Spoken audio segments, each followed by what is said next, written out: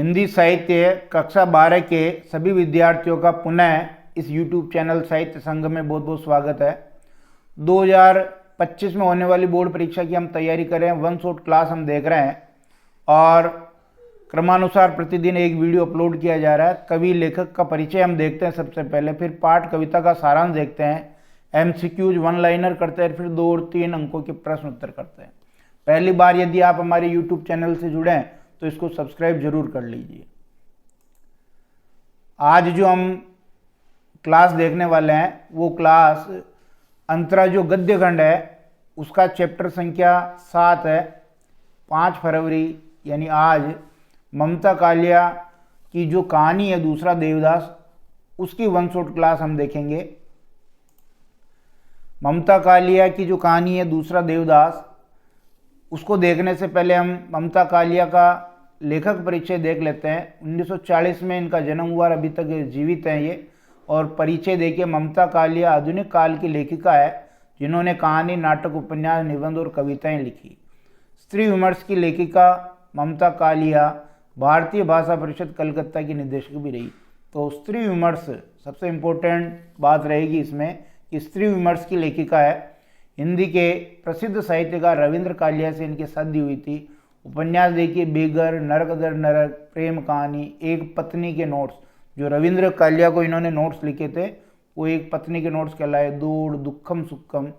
कहानी संग्रह देखिए, थिएटर रोड के कवि, 25 साल की लड़की, सीट नंबर 6, एक अदद औरत। और आपके 12 कहानी संग्रह हैं जो संपूर्ण कहानियां नाम से 2 खंडों में प्रकाशित है। आपको दुखम सुखम उपन्यास के लिए व्यास सम्मान भी मिला। तो ये ममता कालिया जी का परिचय हो गया। ध्यान होना चाहिए क्योंकि इससे संबंधित प्रश्न आता है। उसके बाद हम सारांश वाले टॉपिक पर आ जाते हैं। इस कहानी का हम सारांश देखेंगे। ममता कालिया ने यह कहानी हर की पौड़ी हरिद्वार के परिवेश को केंद्र में रखकर लिखी है। बिल्कुल सही है। तो कथानक कहाँ से लिया गया है? हर की पौड़ी हरिद्वार से। इस कहानी में युवा मन की संवेदना, भावना और विचार जगत की उथल पुथल को आकर्षक भाषा में प्रस्तुत किया है। यह कहानी युवा हृदय में पहली आकस्मिक मुलाकात की हलचल, कल्पना और रोमानियत का उदाहरण है। यानी युवा के मन में किस प्रकार प्रेम का अंकुरण होता है अनजान जगह पर, अनजान व्यक्ति के साथ। इस कहानी में युवा प्रेम की कोमलता और संयोग से बनी परिस्थितियों का मार्मिक चित्रण किया गया। संभव नामक एक युवक की मुलाकात हर की पौड़ी हरिद्वार में स्थित एक मंदिर में अनायास ही पारो से हो जाती है। पूजा के दौरान पारो द्वारा गलती से हम शब्द का प्रयोग करने के कारण पुजारी उनको पति पत्नी समझकर आशीर्वाद दे देता है, जिससे वे दोनों अकबका जाते हैं। अर्थात पति पत्नी नहीं थे लेकिन पति पत्नी का आशीर्वाद दे दिया तो अकबका गए वो। ये छोटी सी मुलाकात उनके दिलों में गहरी छाप छोड़ देती है। दोनों ही एक दूसरे को फिर से पाने की लालसा रखते हैं। ये प्रथम आकर्षण पर केंद्रित कहानी है। इस कहानी का शीर्षक दूसरा देवदास सार्थक है क्योंकि संभव अपने प्रेमिका पारो से मिलने के लिए बहुत व्याकुल रहता है। माता मनसा देवी के आशीर्वाद से दोनों की इच्छा पूरी होती है। कहानी से सिद्ध होता है कि प्रेम के लिए किसी निश्चित व्यक्ति, समय और स्थिति का होना आवश्यक नहीं है। प्रेम तो कहीं पर भी हो सकता है। दूसरा देवदास कहानी प्रेम की कोमलता, परिस्थितियों की विडंबना और युवा मन की बेचैनी को उजागर करती है। और जो प्रेम बम्बईया फिल्मों में दिखाया जाता है उससे ये प्रेम हट करके है। प्रेम की पवित्रता यहाँ बताई गई है। MCQs वन लाइनर देखिए। दूसरा देवदास कहानी किसके द्वारा लिखी गई है? ममता कालिया जी के द्वारा ये कहानी लिखी गई है। दूसरा देवदास कहानी किस परिवेश को केंद्र में रख के लिखी गई है? हर की पौड़ी हरिद्वार, इसको केंद्र में रख करके लिखी गई है। वहाँ होने वाली गंगा आरती का भी पाठ में वर्णन है। दूसरा देवदास कहानी के प्रमुख पात्र यानी नायक नायिका कौन कौन है? संभव और पारो। और 5 बजे जो फूल के दोने 1-1 रुपये में बिक रहे थे, सांझ के समय जब आरती होने वाली थी तो कितने में बिकने लग गए? 2-2 रुपये में वो बिकने लग गए। स्पेशल आरती से क्या मतलब है? अगर आप श्रद्धा रखते हैं और आपकी कोई मनोकामना पूरी हुई है तो आप 101 रुपये की या 151 रुपये की आरती करवाएंगे, वो कहलाएगी स्पेशल आरती। कहानी में एक भीगी गुलाबी आकृति किसे कहा गया? ये पारो को कहा गया क्योंकि जब वो पहली बार संभव से मिली तो गुलाबी ड्रेस में थी और पानी से भीगी हुई थी। गंगा तट पर छोटे बड़े मंदिर पर क्या नाम लिखा था? गंगा जी का प्राचीन मंदिर और छोटे बड़े मंदिर पर नाम लिखा था। हर की पौड़ी पर भीड़ किस त्योहार के कारण बढ़ गई थी? बैसाखी का त्यौहार था, उसके कारण हर की पौड़ी हरिद्वार में भीड़ बढ़ गई थी। संभव कहाँ का रहने वाला था और वह किस परीक्षा की तैयारी कर रहा था? ये दिल्ली का रहने वाला था और सिविल सर्विसेज की तैयारी कर रहा था, यानी कि जो कलेक्टर वाली परीक्षा होती है, आईएएस की तैयारी कर रहा था। पहाड़ी पर किस देवी या माता का मंदिर बना था? मनसा देवी का मंदिर पहाड़ी पर बना था। मनसा देवी के मंदिर में मनोकामना के हेतु लाल पीले धागे कितने रुपए में बिक रहे थे? ₹1.25 में वो धागे बिक रहे थे। मन्नू कौन था? कहानी में मन्नू पात्र आया। मन्नू कौन था? ये पारो का भतीजा था। फिर देखिए, संभव और पारो की मुलाकात कहाँ हुई? हर की पौड़ी हरिद्वार के एक मंदिर में इन दोनों की मुलाकात हुई। संभव हरिद्वार में किसके यहाँ गया था? अपनी नानी के यहाँ वो आया था। मन्नू की बुआ का क्या नाम था? मन्नू की बुआ का नाम पारो था, जो इस कहानी की नायिका भी है। कौन सी रचना युवा मन की संवेदना, भावना और विचार जगत की उथल पुथल को आकर्षक भाषा में प्रस्तुत करती है? दूसरा देवदास कहानी ऐसी है जो युवा मन की संवेदना को लेकर के लिखी गई है। कौन सी कहानी युवा हृदय में पहली आकस्मिक मुलाकात की हलचल, कल्पना और रोमानियत का उदाहरण है? ये भी दूसरा देवदास कहानी है, जब संभव और पारो की पहली मुलाकात हुई उसका वर्णन है। अनजाने प्रेम का प्रथम अंकुरण उत्पन्न होता है किसके हृदय में? संभव और पारो के हृदय में अनजाने प्रेम का प्रथम अंकुरण उत्पन्न होता है। संभव भी उतना ही व्यथित था, मिलने के लिए व्याकुल था जितनी पारो थी। दोनों के मन में प्रेम था एक दूसरे के प्रति। किस कहानी से सिद्ध होता है कि प्रेम के लिए किसी निश्चित व्यक्ति, समय और स्थिति का होना आवश्यक नहीं है? दूसरा देवदास जो कहानी है उसके द्वारा यह सिद्ध होता है। दूसरा देवदास कहानी में लेखिका ने प्रेम को किस परिपाटी से अलग हटाकर उसे पवित्र स्थायी रूप प्रदान किया है? बम्बईया फिल्मों की परिपाटी से इसको अलग हटाया गया है। मानसल प्रेम नहीं है, पवित्र प्रेम है। पारो कहाँ की रहने वाली थी? पारो रोहतक की रहने वाली थी, हरियाणा। दूसरा देवदास कहानी किस विषय को लेकर लिखी गई है? अनजाने में प्रेम का प्रथम अंकुरण जो विषय है उसको लेकर के ये कहानी लिखी गई है। दिल्ली की भीड़ और हर की पौड़ी की भीड़ में क्या अंतर था? दिल्ली की भीड़ तो बिखरी हुई होती है और जबकि हर की पौड़ी की भीड़ में एक सूत्रता थी, वो एक सूत्रता के बंधन में बंधी थी। गंगा पुत्र किसे कहा गया? गंगा में भक्तों द्वारा चढ़ाए गए चढ़ावे से अपना जीवन यापन करने वाले गोताखोर को गंगा पुत्र कहा गया है।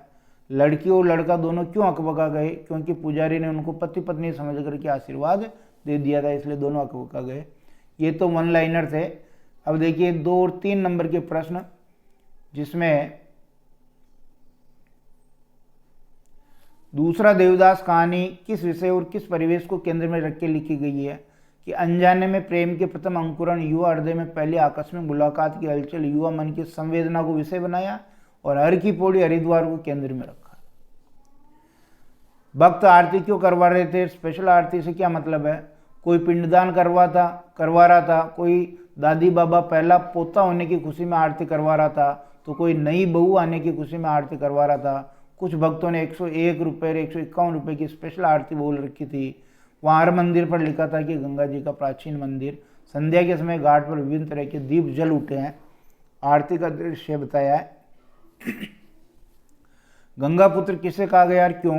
गंगा पुत्र वे कहलाते हैं जो गंगा मैया को अर्पण किए गए पैसों को गंगा जी की धाराओं के बीच में से लेकर आते हैं। लोग गंगा नदी पर पैसे डालते हैं, गंगा पुत्र उन पैसों को गंगा जी के बहते जल से बाहर निकालते हैं। यह कार्य बहुत जोखिम भरा होता है। गंगा का जल प्रवाह कब इंसान को निगल जाए कहा नहीं जा सकता। इस काम में जितना जोखिम होता है उतनी कमाई नहीं होती है, लेकिन उनके पास कोई चारा नहीं है, उन्हें विवश होकर यह कार्य करना पड़ता है। इस आधार पर हम कह सकते हैं कि उनका जीवन परिवेश बहुत अधिक अच्छा नहीं होगा, क्योंकि गंगा के द्वारा उनका गुजारा चल रहा है, इसलिए गंगा पुत्र का है। भक्तों के चेहरे पर खर्च का मलाल क्यों नहीं है? कुछ खर्च सुखदायी होते हैं। खर्च हुआ पर भक्तों के चेहरे पर कोई मलाल नहीं है, कोई खर्च सुखदायी होते हैं। 101 रुपये 151 रुपये की स्पेशल आरती पहला पोता होने की खुशी में और नई बहू आने की खुशी में करवाई जा रही थी, इसलिए लोग इनमें खुशी खुशी खर्च करते हैं और आरती करवाते हैं। केबिल कार में आते समय संभव के साथ 2 आश्चर्य कौन से एक साथ घटित हुए? पहला तो कि जो बच्चा हर की पौड़ी पर उसके निकट आकर बैठ गया था, कौन? मन्नू, वह केबिल कार में बैठा हुआ दिखा। दूसरा, उसी केबिलकार में वही पतली दुबली श्याम सलोनी गुलाबी आकृति, कौन? पारो, उसको नजर आई थी। ये दो आश्चर्य थे। मनोकामना का मौन उद्गार इतनी शीघ्र शुभ परिणाम दिखाएगा, इसका आशय स्पष्ट कीजिए। मनोकामना की गांठ भी अद्भुत अनूठी है, इधर बांधो उधर लग जाती है। देखिए ये बहुत इंपॉर्टेंट प्रश्न है कि संभव की दशा तो पारो को पहली बार देखकर पता चल जाती है, लेकिन पारो के मन की दशा का वर्णन उसके द्वारा मन में बोली गई इस पंक्ति से होता है। इसे पता चलता है कि संभव पारो के दिल में पहली मुलाकात में जगह पा गया था। वह भी संभव से मिलने के लिए उतनी बेचैन थी जितना संभव था। यहाँ तक कि संभव से मिलने के लिए उसने संभव की भांति मनसा देवी में मन्नत की चुनरी बांधी थी। संभव को देखकर उसकी मन्नत पूरी हो गई। इससे पता चलता है कि उसकी मनोदशा भी संभव की भांति पागल प्रेमी जैसी थी, जो अपने प्रियतम को ढूंढने के लिए यहाँ वहाँ मारा मारा फिर रहा है। यकाएक संभव को बिंदिया आकर्षक क्यों लगने लगी? संभव और पारो की पहली मुलाकात हर की पौड़ी हरिद्वार के एक मंदिर में हुई। संभव को गुलाबी वस्त्र पहने भीगी हुई आकृति वाली लड़की से प्रेम हो गया था। इससे पहले किसी लड़की ने उसके दिल में दस्तक नहीं दी थी। अचानक पारो से मुलाकात होने पर उसे किसी लड़की के प्रति प्रेम की भावना जागरूक हुई। बिंदिया से संभव को अपनी प्रेमिका की याद आ जाती है, इसलिए यकायक संभव को बिंदिया आकर्षक लगने लगी। लड़की और लड़का दोनों क्यों अकबका गए? संभव पहले ही एक मंदिर में खड़ा था। एक लड़की बाद में गुलाबी वस्त्र पहने भीगी हुई स्थिति में संभव के पास आकर खड़ी हो जाती है। पुजारी ने अज्ञानवश उनको पति पत्नी समझ लिया, अतः पुजारी ने उन्हें सुखी रहने, फलने फूलने तथा हमेशा साथ आने का आशीर्वाद दे दिया। पंडित जी का ये आशीर्वाद सुनकर दोनों असहज हो गए। हर की पौड़ी हरिद्वार में जो गंगा आरती होती है उसका वर्णन करो। कलकल करती गंगा माता मानो जीवन को सुख प्रदान कर रही हो। हर की पौड़ी नामक घाट पर अब फूलों के दोने 2-2 रुपये में बिक रहे थे। गंगा सभा के स्वयंसेवक मुस्तैदी से घूम रहे थे। कुछ भक्तों ने स्पेशल आरती बोल रखी थी 101-51 की। वहाँ हर मंदिर पर लिखा था गंगा जी का प्राचीन मंदिर। कोई पिंडदान करवा रहा था, कोई दादा दादी बाबा पहला पोता होने की खुशी में आरती करवा रहा था, तो कोई नई बहू आने की खुशी में आरती करवा रहा था। संध्या के समय घाट पर विभिन्न तरह के दीप जल उठे। आरती हो रही है, आरंभ हो गई है। पूरे घाट में गंगा की आरती गूंज उठी। बड़े बड़े दीपदानों से गंगा माँ चमक उठी है।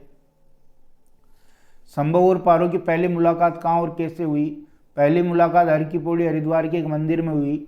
लड़का पहले ही वहाँ खड़ा था। लड़की बाद में गुलाबी वस्त्र पहने भीगी हुई स्थिति में संभव के पास आकर खड़ी हो जाती है।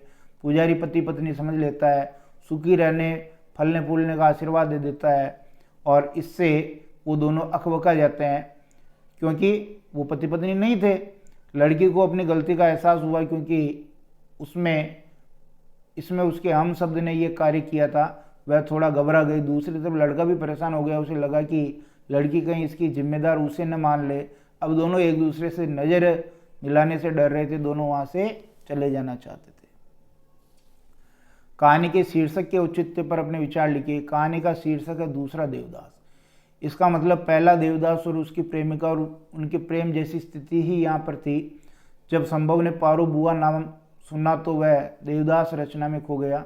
जिस प्रकार देवदास की प्रेमिका पारो थी, वैसे यहाँ भी उसकी प्रेमिका पारो ही है। उसने इसी पारो को पाने के लिए मनसा देवी के मंदिर में मन्नत की गांठ बांधी थी। वह अपनी इसी पारो को देखना चाहता था। इस कथन से स्पष्ट हो गया कि इस कहानी की नायिका का नाम पारो, और संभव की कहानी इस पारो के बिना पूरी नहीं हो सकती। इसलिए संभव को क्या कहा? संभव को ही हमने कहा दूसरा देवदास, क्योंकि वह भी उस पारो को देखने के लिए, उससे मिलने के लिए बहुत व्याकुल था। दूसरा देवदास कहानी अनजाने में प्रेम का प्रथम अंकुरण है, या फिर निश्चित व्यक्ति, समय और स्थिति का होना आवश्यक नहीं है, ये बताना है। संभव एक नौजवान था।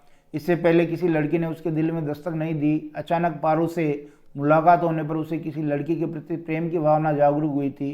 पारो को जब उसने गुलाबी साड़ी में पूरी भीगी हुई देखा तो वह देखता ही रह गया। उसका सौंदर्य अनुपम था। उसने उसके कोमल मन में हलचल मचा दी। वह उसे खोजने के लिए हरिद्वार की गली गली खोजता था।